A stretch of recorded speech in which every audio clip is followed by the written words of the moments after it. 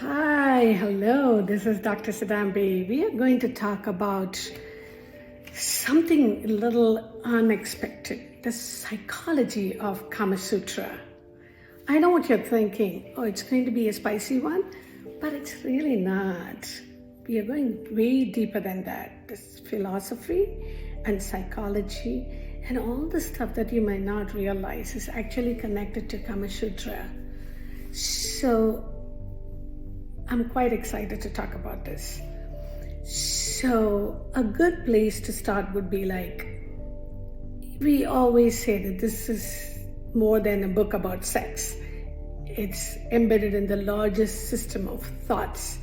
So, Kama Sutra is on a bigger picture of what ancient Indian was thought about. It's also about the human life.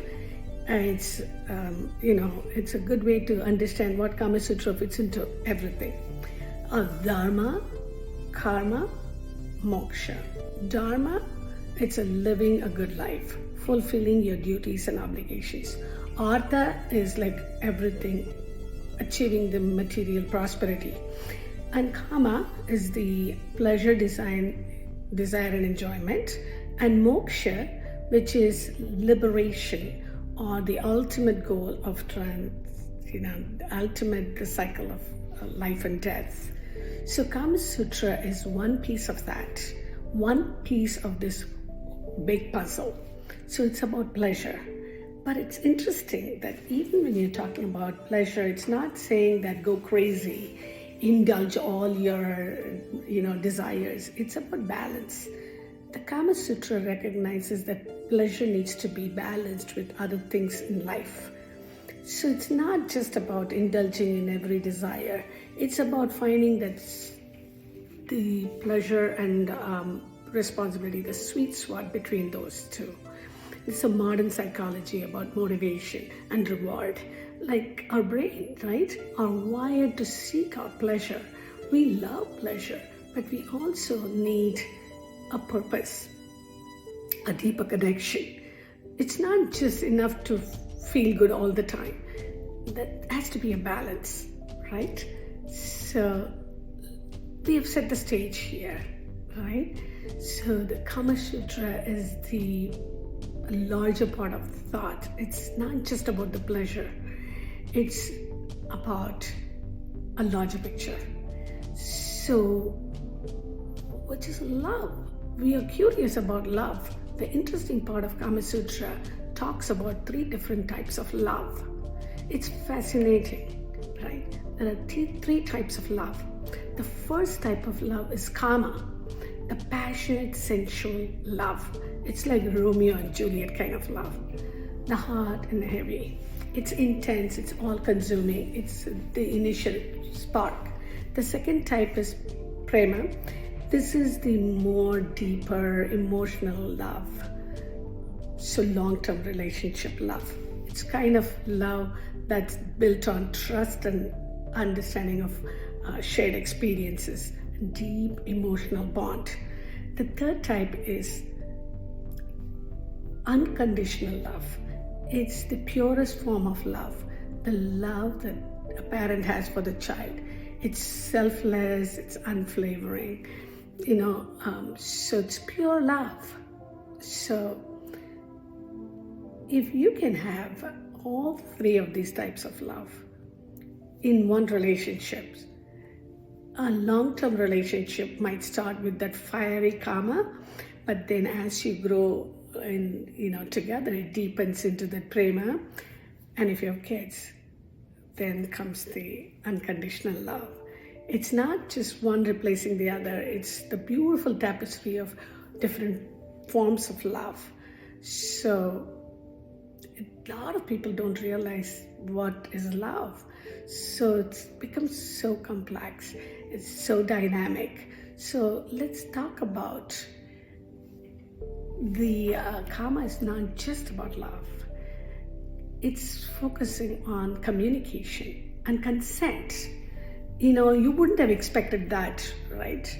So long ago, centuries ago, this text was written, and they're talking about consent. It's the communication. It really, Kamasutra stresses the mutual respect and the dialogue. It's not just the physical term. It's not the mechanics. It's about making sure that everyone is on the same page. Everyone is consenting. And it even talks about reading your partner's body language. It's non-verbal cues. So pay attention to those subtle signs. We have to talk about that, right? So the healthy relationships and boundaries. It's about creating a safe and pleasurable experience space. That space is very fascinating. It shows you that these principles of communication and consent are timeless. They are not like new invention. They have been always important. So we talked about love, we talked about communication and consent. And then something else that's cool is the idea of goodness. Gunas are the goodness, right? The things that the personality that really influence us. So 3 different energies, 3 different vibes of gunas. So there's purity, balance, and harmony. Sattvic nature is calm, peaceful, and clear-minded. That's the Zen energy. Then we have Rajas, all about the passion, energy, action. Someone with a Rajasic nature will be of the go-getter energy, the entrepreneur, right? And then the Tamas, which is associated with the darkness, ignorance, more withdrawn, prone to more negative and resistant to change, the more sluggish energy. So these gunas play into relationships. How does it play? So you need to recognize the dominant gunas so that you can help navigate with your partner. So if you understand yourself, you'll be able to navigate your partners. For example, if you know you're more Rajas dominant and your partner is more Sattvic, then you can really strike a balance, right? So that awareness can really help you have an empathy and an appropriate approach and less conflict. It's not about trying to change each other. It's about understanding and working with your differences. So isn't that interesting? So love, communication, consent, and gunas, right? So there's one more thing I want to touch on, which is the ideas of emotional intelligence and how it plays into Kamasutra. Kamasutra has been advocating for intelligence, right? Importance of empathy. It talks about it. Active listening, understanding your own emotions, and how to communicate this effectively. Basically, all these things are important to make a good relationship and a fulfilling life overall. So it's funny, modern psychology is just now catching up to what this Kamasutra was talking about thousands of years ago. I mean, thousands of years ago. We learned a lot today about Kamasutra.